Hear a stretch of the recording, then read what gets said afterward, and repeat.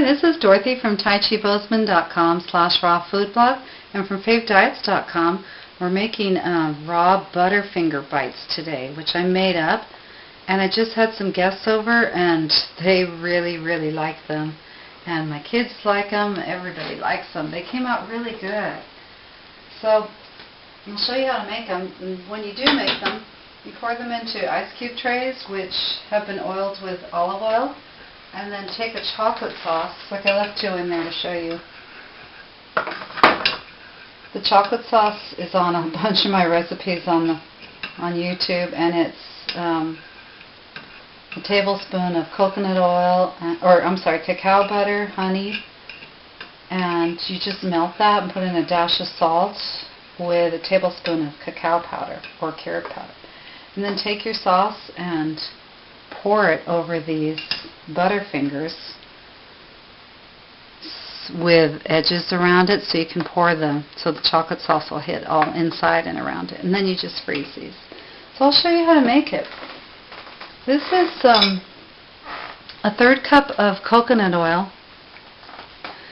and a third cup of almond butter, and a third cup of almond butter. You could use peanut butter here too. A third cup of coconut oil, and also a third cup of coconut nectar. You could use any kind of sweetening here, honey, agave nectar, any kind you want. And you're just going to mix it in a bowl.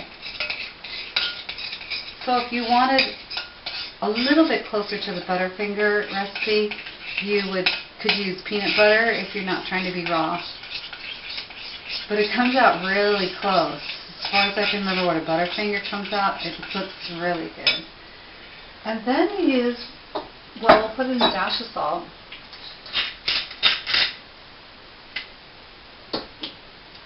Yacon syrup, which is from the Andean plant, It's a root, and it's a relative of the sunflower.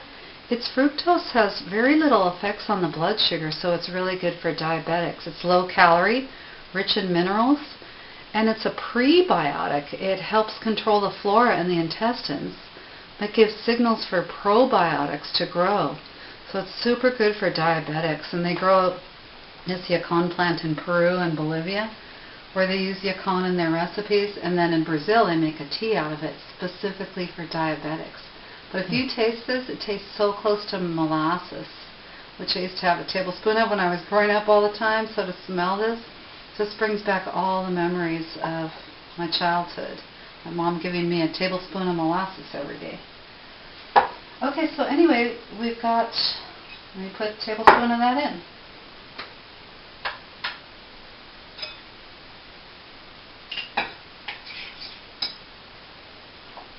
A tablespoon of Yacon, a tablespoon of coconut sugar, coconut crystals,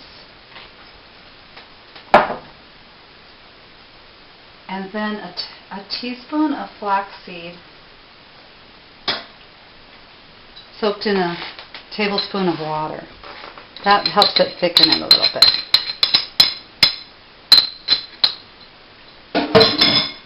And you stir that together.